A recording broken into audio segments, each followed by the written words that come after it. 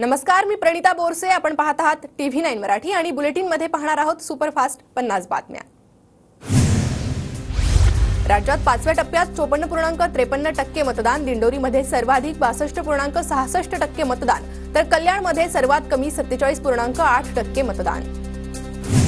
पालघरच्या बहाडोली मतदान केंद्रावर रात्री 8 नंतरही मतदान प्रक्रिया संथ गतीने सुरू असल्याचा मतदारांचा आरोप. जवळपास 90 ते 100 मतदारांची रांग. ठाकरे गटाला जास्त मतदान होणाऱ्या भागांमध्ये मतदानाला विलंब. निवडणूक आयोगाच्या माध्यमातून भाजपकडून नीच प्रकार. मतदान होणाऱ्या दिरंगाईमुळे ठाकरे संतापले.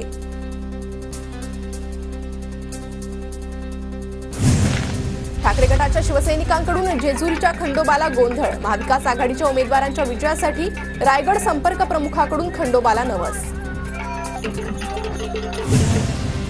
धुळे लोकसभा मतदारसंघामध्ये निवडणुकीला गालबोट. किसान बत्तीवाला चौक परिसरातील मतदान केंद्रावर तणाव. किरकोळ दगडफेक झाल्याची माहिती. आज दुपारी 1 वाजता 12वीचा निकाल जाहीर होणार. बोर्डच्या संकेतस्थळावर दुपारी 1 वाजता निकाल पाहता येणार. बोर्डाकडून अधिकृत घोषणा. साताऱ्याच्या निर्मल कॉन्व्हेंट शाळेत जातीनिहाय तुकडीचा भाजप पदाधिकाऱ्यांचा आरोप. भाजप जिल्हाध्यक्षांसह पदाधिकाऱ्यांचं जिल्हाधिकाऱ्यांना निवेदन. कोल्हापुरात वादळी वाऱ्यासह मुसळधार पाऊस. ज्योतिबा रस्त्यावर हॉटेल साम्राज्यजवळ कारवर झाड कोसळलं. झाड कोसळल्यानं कारमधील 2 जखमी. सिंधुदुर्ग जिल्ह्यात सलग 6व्या दिवशी अवकाळी पाऊस. कणकवली, वैभववाडी, कुडाळ, सावंतवाडी, दोडामार्ग तालुक्यात अवकाळी पाऊस. रत्नागिरी जिल्ह्यात विजांच्या कडकडाटासह मुसळधार पाऊस. पावसामुळे उत्तर रत्नागिरीतील पाणी प्रश्न मिटणार. बुलढाण्यातील शेगाव आणि खामगाव परिसरात पावसाची हजेरी. वातावरणात थंडावा निर्माण. अमरावतीच्या चिखलदरामध्ये मुसळधार पाऊस. वादळी वाऱ्यासह पाऊस आल्यानं नागरिकांची तारांबळ. कांदा पिकाचं मोठं नुकसान. पुण्याच्या इंदापूरमध्ये निमसाखर परिसरात पावसामुळे झाडांची पडझड. वाऱ्यामुळे सौर ऊर्जेच्या प्रकल्पांचीही उलथापालथ. नंदुरबार जिल्ह्यात अवकाळीमुळे शेतकऱ्यांचं प्रचंड नुकसान. नुकसानग्रस्त भागाची डॉक्टर विजयकुमार गावित यांच्याकडून पाहणी.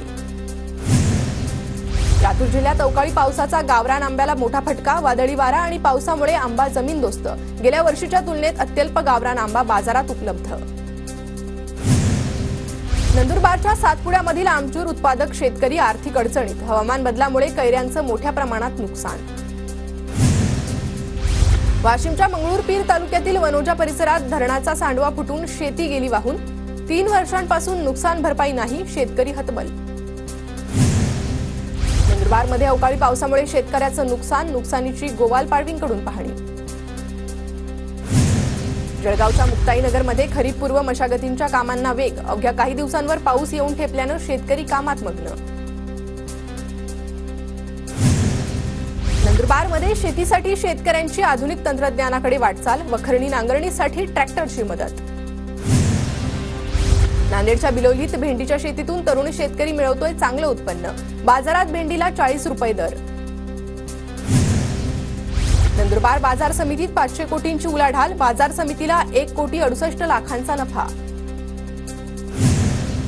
नांदेडच्या बाजार समितीत हळदीची आवक वाढली. दरात मोठी घसरण. हळदीला 14,500 प्रति क्विंटल भाव. दरात 1,500 रुपयांनी घसरण. वाशिम जिल्ह्यातील बाजार समित्यांमध्ये हळदीच्या दरात सततची घसरण. रिसोड कृषी उत्पन्न बाजार समितीत 15 दिवसांच्या तुलनेत हळदीच्या दरात 1,000 रुपयांची घसरण. दरात घसरण होत असल्यानं शेतकऱ्यांनी विक्री थांबवली. नांदेडच्या शेतकऱ्यांचा काकडी लागवडीकडे कल वाढला. बाजारात मागणी वाढल्यानं काकडीला 40 ते 50 रुपये प्रति किलोचा दर. चांगल्या उत्पन्नाच्या अपेक्षेने शेतकऱ्यांकडून काकडी लागवडीला पसंती. भुसावळच्या वरणगाव आणि कंडारी परिसरात पाणी टंचाई. 10 ते 15 दिवसांनी पाणी येत असल्यानं नागरिकांचे हाल. पाण्यासाठी नागरिकांची भटकंती.